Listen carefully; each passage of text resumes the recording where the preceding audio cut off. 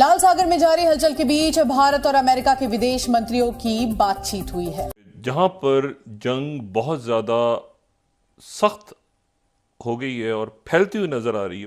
US and UK militaries carry out strikes against Houthis in Yemen, लेकिन in strike से पहले secretary Blinken ने telephonic conversation की है इंडिया के एक्सटर्नल अफेयर्स मिनिस्टर जयशंकर से। डिप्लोमेसी तो बड़ी, और मैं तो आपको पता है जयशंकर जो है वो उनको मैं दाद भी देता हूँ। अमेरिका ने यमन पर हमला कर दिया है और ये बहुत बड़ा हमला है। इंडिया की तरफ से 10 वॉरशिप्स जो हैं 10 शिप्स वहां पर भेजे गए। ये एक बड़ी तशवीशनाक बात है कि ये पूरी अब डिस्टर्ब हो गई। डजन से ज्यादा हूतीस के उन ठिकानों को निशाना बनाया गया है, हूतीस के वो बेस के जो यमन में मौजूद हैं और जहां पर यूएस की अथॉरिटीज ये जानती थी कि वहां पर हमला किया जाना चाहिए क्योंकि ये उनके ठिकाने हैं। इसमें बर्तानिया भी शामिल है, इसमें कनाडा भी शामिल है, इसमें न्यूजीलैंड भी शामिल है, इसमें ऑस्ट्रेलिया भी शामिल है। नेटो फोर्सेस का एक जाल है जिन्होंने मिलकर यमन पर हमला किया। हूतीज ने जिस तरीके से रेड सी में एक उधम मचा रखा है, ये जो बीमारी है कि आप किसी को उंगली करोगे, किसी को पोक करोगे और ये सोचना कि आगे से कोई जवाब नहीं देगा, ये पागलपन सिर्फ एक मजहबी दिमाग में ही आ सकती है। और क्यों उन्होंने अमेरिका जैसी सुपर पावर से पंगा ले लिया है, ये बहुत इंपॉर्टेंट है। अब रो रहे हैं उनके आगे। कल सुबह सुबह ही न्यूज आई थी कि हूतीज के ऊपर अमेरिकन्स ने बहुत बड़ा अटैक किया है, अमेरिकन्स ने और ब्रिटिशर्स ने, तो उसके हिसाब में this area is very very delicate. दो तीन चीज देखते हैं। ईरान का जो विजिट रहेगा जयशंकर जी का बड़ा इंपॉर्टेंट रहेगा क्योंकि इस समय ईरान के ऊपर काफी प्रेशर है टू ईज ऑफ ये जो इजराइल की एक जो बैटल चल रही है उससे जरा पीछे हटें, और दूसरी चीज अपने जो प्यादे हैं उनको भी जरा बोलिए पीछे आइए। अगर भारत इन चीजों के अंदर घुस रहा है that is a very very significant development for us, क्योंकि देखिए कहीं ना कहीं आप you have to start playing the game sometime। ये तो हो नहीं सकता कि आप पीछे पीछे से खेलते रहें सारा टाइम कि नहीं जी हम बात नहीं करेंगे, हम ये नहीं करेंगे, हम वो नहीं करेंगे, ये नहीं करेंगे, वो नहीं करेंगे। नाउ सबसे इंपॉर्टेंट चीज मैं ये क्यों बोल रहा हूं नेगोशिएशंस की, कल रात को, ठीक है, कल नहीं सॉरी परसों रात को ये जो अटैक हुआ उससे करीब 6-8 घंटे पहले जयशंकर जी और एंटनी ब्लिंकन की बात हुई है। So they have discussed something।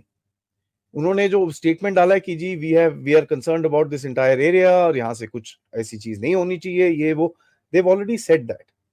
तो अगर उस जगह पे एक स्टेटमेंट ऑलरेडी आ रखा है, ये विजिट बड़ी सिग्निफिकेंट हो जाती है क्योंकि इससे कहीं ना कहीं या तो कोई मैसेज पास हो रहा है यूएसए से कि जाके यार आप बात करो, इनको ये बोलो भाई क्या कर रहे हो, स्टॉप दिस, कि नहीं तो बहुत परेशानी हो जाएगी पूरे दुनिया में, it will become a big problem.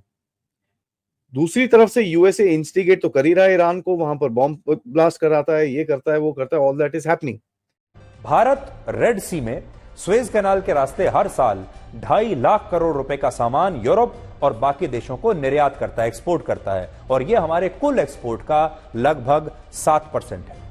इस 7% के एक्सपोर्ट को हूती के आतंकवादियों से कोई नुकसान ना हो, इसके लिए ही भारत ने रेड सी में अपने युद्धपोत तैनात किए हैं। और ये एक बहुत बड़ी बात है।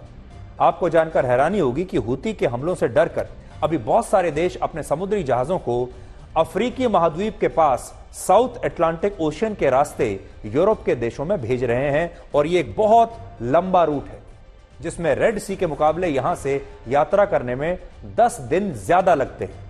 लेकिन भारत ने इस लंबे रूट से ट्रेड करने के बजाय लाल सागर से ही अपने समुद्री जहाजों की आवाजाही को जारी रखने का फैसला किया है। वरना जो दूसरा रूट है, देखिए अगर आप देखें यहां से अगर आप जाते हैं तो आपको यह रूट कितना छोटा पड़ता है। अभी तक वो ऐसे जाते थे, लेकिन अब क्योंकि यहां हूती के आतंकवादी मौजूद हैं और वो यहां से आपको निकलने नहीं देंगे, तो अब जो शिप्स हैं वो क्या रूट ले रहे हैं, देखिए वो यहां से जाने के बजाय इतना लंबा रूट लेकर जा रहे हैं। देखिए सुएज कैनाल से निकले, यहां से ये जो आप नीली लाइन देख रहे हैं, सुएज कैनाल से निकलते हुए यहां अफ्रीका के नीचे से होते हुए अब वो यहां इस रूट से आते हैं, जिससे 10 दिन ज्यादा लगते हैं, पैसा भी ज्यादा लगता है। सोचिए आज से कुछ वर्ष पहले तक हम ऐसा करने के बारे में सोच भी नहीं सकते थे, लेकिन आज भारत ये कर रहा है और हम कह रहे हैं कि हम इसी लाल सागर से अपने समुद्री जहाज भेजेंगे और अगर किसी की हिम्मत है तो वो हमारे समुद्री जहाजों को रोक कर दिखाए। ये नए भारत की ताकत है। लेकिन ये मिस कैंपेन, ये जो मिस इन्फॉर्मेशन और डिस इन्फॉर्मेशन की जो पूरी कैंपेन मुसलमानों ने चलाई हुई है, लोगों को बेवकूफ, एक तरफ से हम जीत रहे हैं और दूसरी तरफ से नीचे से प्रोपेगेंडा भी किए जा रहे हैं, उसका नतीजा क्या निकला? अब ये कुछ इन्फ्लुएंसर्स जो हैं, इनकी वजह से अब एक जंग छिड़ गई है, सही मायनों की, सिर्फ सोशल मीडिया की जंग की बात नहीं कर रहा। आज अमेरिका और यूके और तकरीबन 20 मुल्कों की कोalition है जिन्होंने हूतियों के ऊपर हमले किए, और हमने ये ट्वीट में बड़े अरसे से कहा रहा था, तकरीबन 2 हफ्तों से कहा रहा था कि ये फैफो ही हैं, ये सारे लोग, ये अभी उनको शय दे रहे हैं, हाँ हाँ हूती तुम कदम बढ़ाओ, हम तुम्हारे साथ हैं, और उनको शय दे रहे हैं। हूतियों ने कहा कि हमने सिर्फ इसराइल के जहाजों के ऊपर हमला करना, नहीं, तकरीबन 25 से ज्यादा जहाजों के ऊपर इन्होंने हमला किया, क्योंकि जो जहाज होता है उसके ऊपर नहीं लिखा होता कि मैं इसराइल का हूं। शिपिंग कंपनीज के ऊपर फ्लैग बेयरर्स होते हैं, वो फ्लैग मोस्टली जो होते हैं केमन आइलैंड और इस तरह के, ग्रीस के बहुत सारे हैं, लेकिन वो क्योंकि वो उनको स्मॉल फीस देते हैं और उनका फ्लैग कैरी करते हैं, लेकिन वो जहाज किसी का भी हो सकता है, वो अमेरिका का भी हो सकता है। आपने देखा भी इंडिया के जहाज के ऊपर भी इन्होंने हमला किया हूतियों ने, क्योंकि इनको पता नहीं होता, ये ड्रामेबाजी है कि हम सिर्फ इसराइल के हो। तो ये पूरी दुनिया की जो प्रॉस्पेरिटी है उसको खतरा था, क्योंकि सेकंड वर्ल्ड वॉर के बाद जो अमेरिका ने इंश्योर किया, वो ये इंश्योर किया था कि पूरी दुनिया में फ्रीडम ऑफ नेविगेशन होगी, हम हर एक के साथ ट्रेड कर सकते हैं। कजाकों का दौर खत्म कर दिया, वो सिर्फ इस वजह से मुमकिन हुआ क्योंकि हम अब ट्रेड कर सकते हैं खुल के। तो हूतियों ने उसको उंगली कर दी, इन्होंने अब मोमिनीन्स जो, चलो जो मुस्लिम मुल्कों में रहते हैं वो तो चलो कुएं के मेंढक है ना, ये वो लोग जो अंग्रेजी बोलते हैं बाहर के मुल्कों में, वेस्टर्न कंट्रीज में रहते हैं, और ये बजाय इसके कि वेस्ट के अपने जिस मुल्क का खाते हैं उसके साथ लॉयल रहें, उसी की थाली में छेद करते हैं और उनको हूतियों को सपोर्ट कर रहे हैं। हाँ हाँ वेरी गुड, बहुत अच्छे, करो करो। ये जो बीमारी है कि आप किसी को उंगली करोगे, किसी को पोक करोगे, और ये सोचना कि आगे से कोई जवाब नहीं देगा, ये पागलपन सिर्फ एक मजहबी दिमाग में ही आ सकती है। तो इसी तरह ये बड़े अरसे से करते चले आए। विदेश मंत्री एस जयशंकर ने अमेरिकी विदेश मंत्री एंटोनी ब्लिंकन के साथ लाल सागर में चुनौतीपूर्ण सुरक्षा स्थिति पर चर्चा की। फोन पर हुई बातचीत में जयशंकर और ब्लिंकन ने इजरायल हमास संघर्ष और यूक्रेन की स्थिति पर भी विचार का आदान प्रदान किया।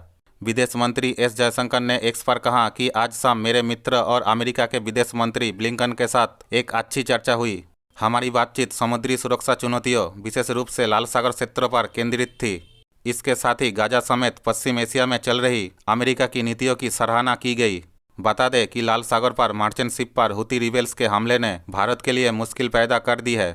हमले की बढ़ती आशंकाओं को देखते हुए निर्यात शिपमेंट रोक रहे और इस वजह से भारत की एक्सपोर्ट में 30 अरब डॉलर की गिरावट हो सकती है। भारत के लिए लाल सागर का सी रूट सबसे भरोसेमंद रास्ता है एक्सपोर्ट रूट के लिए, क्योंकि यह भारत को यूरोप, अमेरिका के ईस्ट कोस्ट, मिडिल ईस्ट और अफ्रीकन कंट्रीज से जोड़ता है। जहाज़ों पर हमले को देखते हुए मोदी सरकार निर्यात जहाज़ों के लिए सुरक्षित रास्ता तलाशने के लिए एक्सपोर्ट कमीशन काउंसिल के साथ बातचीत कर रही है।